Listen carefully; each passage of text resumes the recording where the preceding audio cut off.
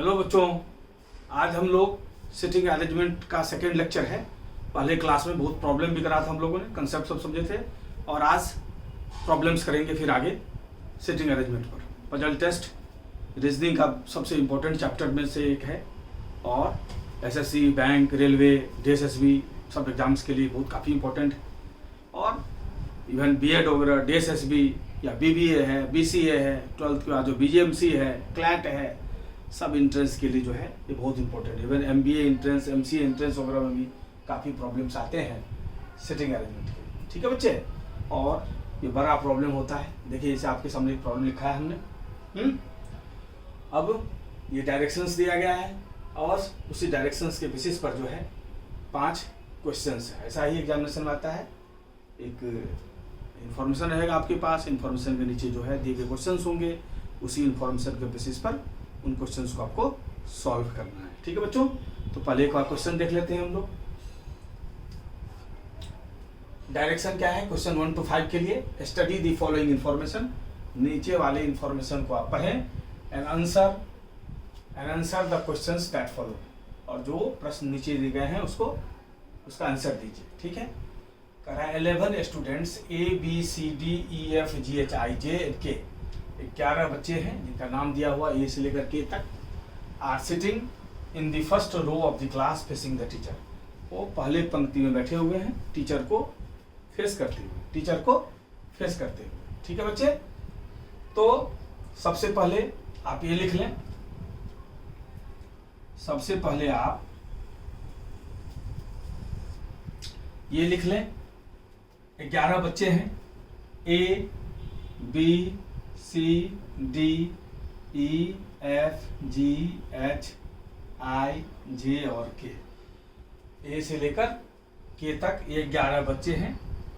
ये लिख लीजिए ताकि नाम वगैरह में कोई परेशानी आपको ना हो। ठीक है बच्चे, अब जो है डी सेकेंड कराया, D who is to the immediate left of B F. D जो है तुरंत बाएं है एफ के, तुरंत बाएं है एफ के। मान लिया एफ है ये, इसका तुरंत बाएं हो गया डी। ठीक है, एफ के तुरंत बाएं है डी, अपना बाएं लेंगे, एफ के तुरंत बाएं डी है। ठीक है, D who is to the immediate left of F is second to the right of C. D जो है सी के राइट में सेकेंड है, सी के राइट में सेकेंड है। तो अगर आप सी यहां रखते हैं तो इसके राइट में सेकेंड है डी, तो पहला और दूसरा। तो एक बंदा यहां बैठेगा कोई, ठीक है, एक बंदा यहां कोई बैठेगा। अब कह रहा है A is second to the right of E, A is second to the right of E. A जो है ई के राइट में सेकेंड है। Who is at one of the ends, तो हम जानते हैं हु जो नाउन या प्रोनाउन के जस्ट बाद आता है उसी के लिए हु का प्रयोग होता है, इंग्लिश ग्रामर करता है। ठीक है बच्चे, तो हु किसके लिए है? यहाँ ई के लिए है। क्या कह रहा है? A is second to the right of E. A जो है ई के राइट में सेकेंड है। Who is at one of the ends, एक छोर पर ई बैठा हुआ है। ठीक है जी, एक छोर पर हमारा ई बैठा हुआ है। तो एक छोर पर ई बैठा हुआ है, तो ई या तो यहां बैठेगा या यहां बैठेगा। ठीक है, एक छोर पर है, 2 ही छोर हो सकता है, या ये छोर हो या ये छोर हो, ये दिया हुआ है। A is second to the right of E. A जो है ई के राइट में सेकेंड है। अब ई के राइट में तो इधर जगह ही नहीं है इस वाले में, ई के राइट में जगह ही नहीं है। इसका अर्थ है ये हमारा हो ही नहीं सकता, ये ऊपर वाला ही चलेगा। क्योंकि ई अगर यहाँ बैठाएंगे एक्सट्रीम छोर पर तो इसके राइट में जगह ही नहीं है, इसलिए हमेशा ये वाला चलेगा। ठीक है, अब A is second to the right of E. A जो है ई के राइट में सेकेंड है, तो अगर ये पहला है इसके राइट में, दूसरा, तीसरा इसके राइट में, है ना। A is second to the right of E. A जो है ई के राइट में सेकेंड है, ई के राइट में सेकेंड है, तो पहला और दूसरा। तो ए यहां बैठ जाएगा, ए आपका यहां बैठ जाएगा। क्लियर है बच्चों? ए यहां बैठ जाएगा। अब क्या कर रहा है? A is second to the right of E who is at one of the ends. J is the immediate neighbour of A and B. J जो है ए और बी का इमीडिएट नेबर है, तो जे को यहां बैठाना पड़ेगा आपको। ठीक है, ए और बी का इमीडिएट नेबर है तो बी को यहाँ बैठाना पड़ेगा। ठीक है, ये हो जाएगा फोर्थ पर, ये हो जाएगा फिफ्थ पर। ठीक है बच्चे, अब क्या कर रहा है, J is the immediate neighbour of A and B, तो जे हो गया ए और बी के बीच में, and third to the left of G, J जो है किसके लेफ्ट में, immediate neighbour of A, third to the left of G, G के लेफ्ट में जे थर्ड है हमारा, जी के लेफ्ट में थर्ड है तो जी को यहां रखना पड़ेगा, इसके लेफ्ट में जे है थर्ड, तो एक बंदा यहां, पहला दूसरा तीसरा, एक बच्चा यहां बैठेगा। ठीक है जी, एक बच्चा यहां बैठेगा, जब भी मौका लगेगा उसको भर देंगे। अब H is to the immediate left of D, H जो है D के लेफ्ट में इमीडिएट है, तो यहां तो D बैठाए हुए हैं हम अलग से, तो यहां H बैठा लो।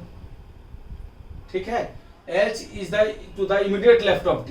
ठीक है बच्चे, and third to the right of I, H जो है I के राइट में सेकंड है, I के राइट में है ना, J is to immediate left of B and third to the, हो गया ये H is to the immediate left of D, H D के इमीडिएट लेफ्ट में है, D के तुरंत बाएं में है H।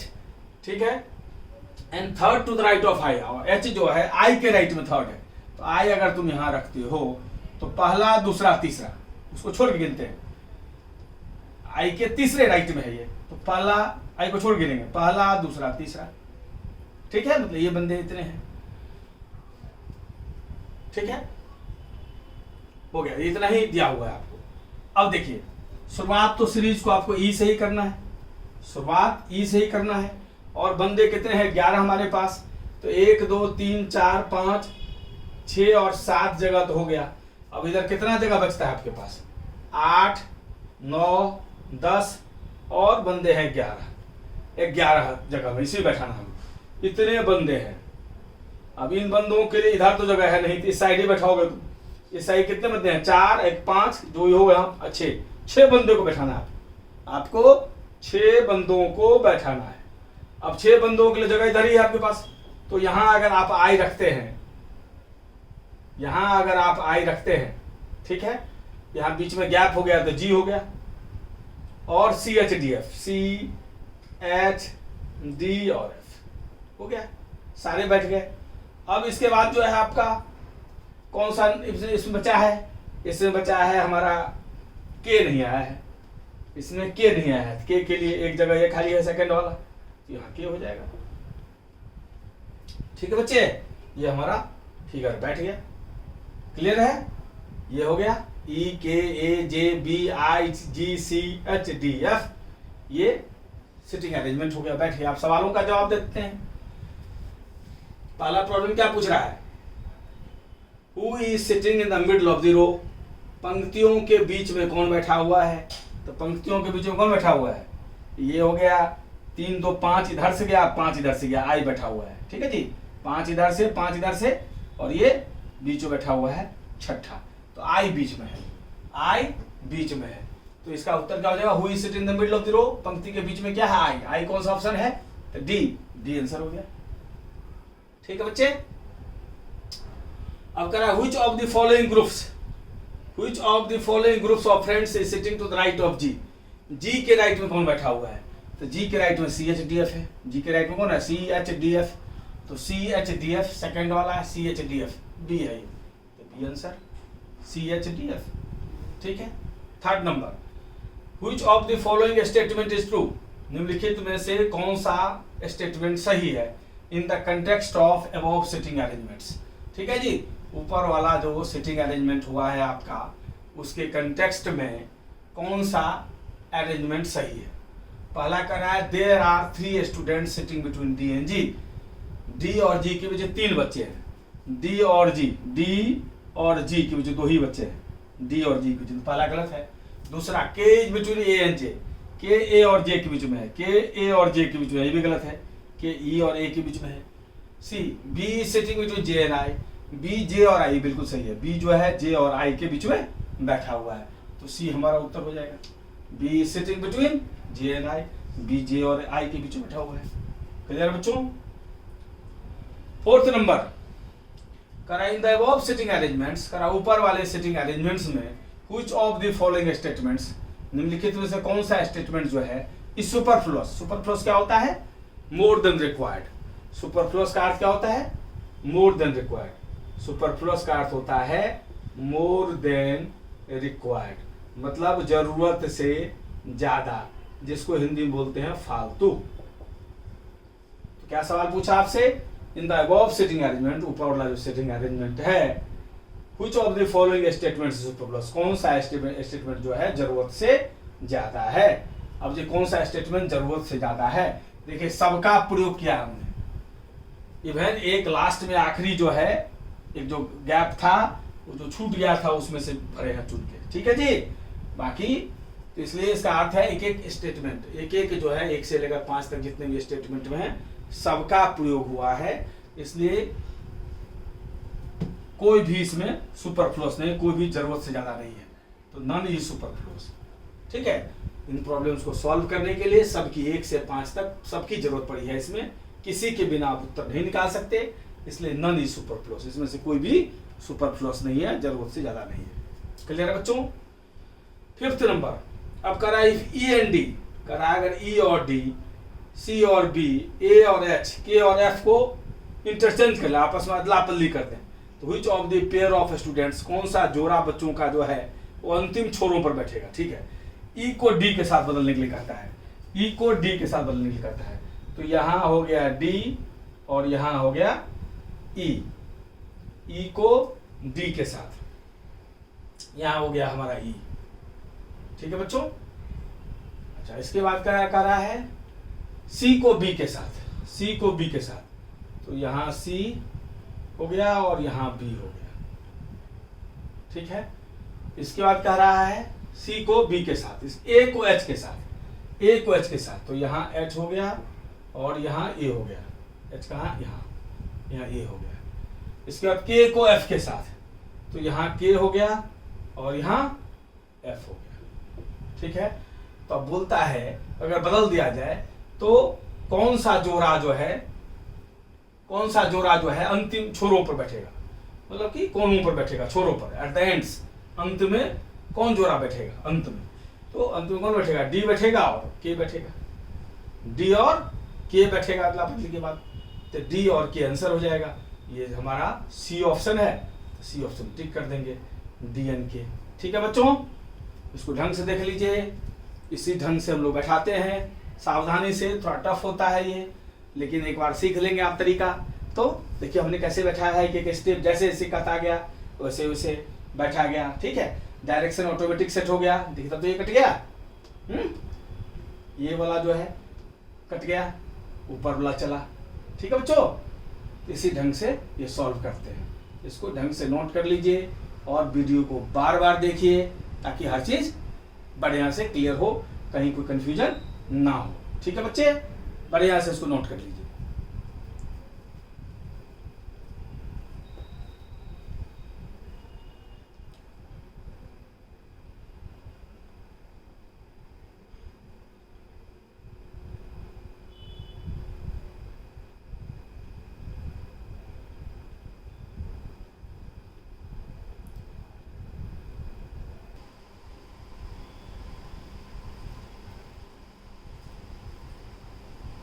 ठीक है बच्चों,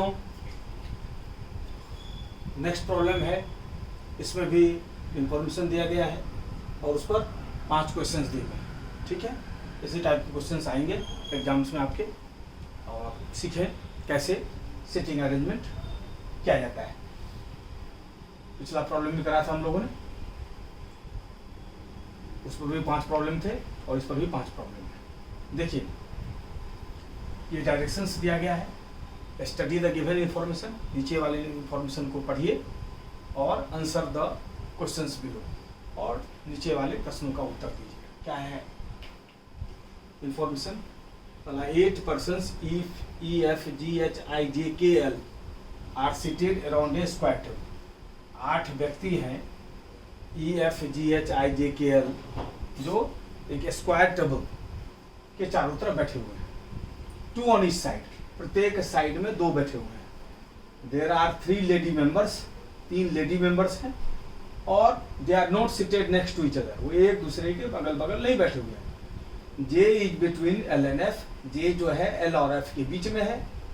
जी is between I and F, G I और एफ के बीच में है, H a lady member, H एक लेडी मेंबर है, is second to the left of J, J के लेफ्ट में सेकेंड है, F a male member, F एक मेल मेंबर है, इज सीटेड अपोजिट टू ई, जो ई के अपोजिट बैठा हुआ है, जो एक लेडी मेंबर है, there is lady member between F and I. इतना इंफॉर्मेशन आपके पास है।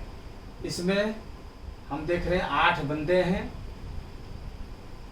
और एक स्क्वायर टेबल के दोनों साइड, चारों साइड बैठे हुए हैं 2 1 2 3 4 5 6 और 7 और 8। ठीक है बच्चों, अभी हम जानते हैं इसमें क्या होता है, क्लॉकवाइज, घड़ी की सुई की दिशा ये होती है ना बच्चों, ये होता है लेफ्ट। ठीक है, ये होता है एंटी क्लॉकवाइज। ऐसे अगर मूव करोगे तो ये एंटी क्लॉकवाइज, अगर ऐसे आओगे तो ये है राइट। ठीक है, क्लॉकवाइज सब भी सेंटर जब भी बैठेगा तो सेंटर की ओर सबका मुंह होगा, तो क्लॉकवाइज लेफ्ट होगा, एंटी क्लॉकवाइज राइट। ये समझ गए हम। अब 8 बंदे हैं, उनको बैठाना है 2-2 सब साइड है। अब कोई डायरेक्शन के लिए हम कोई ऐसा पॉइंट से शुरू करते हैं जहां से कुछ डायरेक्शन मिल जाए, तो डायरेक्शन के लिए ये 5th पॉइंट पकड़ लेते हैं, यहाँ लेफ्ट राइट मिल जाता है कम से कम। एच एक लेडी मेंबर है, एच एक लेडी मेंबर है, 5वें पॉइंट को पकड़ लिए, एच एक लेडी मेंबर है, सेकेंड टू लेफ्ट ऑफ जे, इसे लेफ्ट राइट एक चलने का तरीका मिल जाएगा, लेफ्ट की राइट। ठीक है, इसलिए 5th से पकड़ लिए, एच एक लेडी मेंबर है जो second to the left of J के लेफ्ट में सेकेंड बैठा हुआ है, जे के लेफ्ट में सेकेंड बैठा हुआ है। तो अगर जे अगर यहाँ है आपका, इसके लेफ्ट में सेकेंड, पहला दूसरा। ठीक है, लेफ्ट ऐसे ही चलता है ना, पहला दूसरा।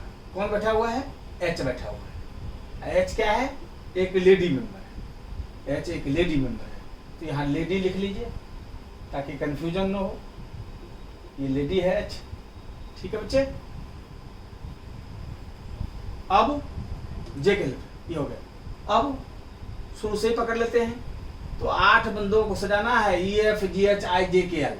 ठीक है, ये 8 बंदे हैं, इन्हीं को बैठाना है। ठीक है, 2-2 प्रत्येक साइड रहेगा। 3 लेडी मेंबर है जो एक दूसरे के बगल में नहीं बैठी हुई है, 3 लेडी मेंबर है इनमें से 8 में से, जो एक दूसरे को, J is between L and F, J L और एफ के बीच में है। ठीक है, इस थर्ड वाले को ले लेते हैं, J is between L and F, J L और एफ के बीच में, जे जो है एल और एफ के बीच में, जे यहाँ आ गया, तो एल और एफ के बीच में रखना है, तो एल को यहाँ रखना पड़ेगा और एफ को यहाँ रखना पड़ेगा। ठीक है बच्चे, J is between L and F, L यहाँ, एफ यहाँ, जे बीच में हो गया। अब 4th ले लेते हैं, जी इज बिटवीन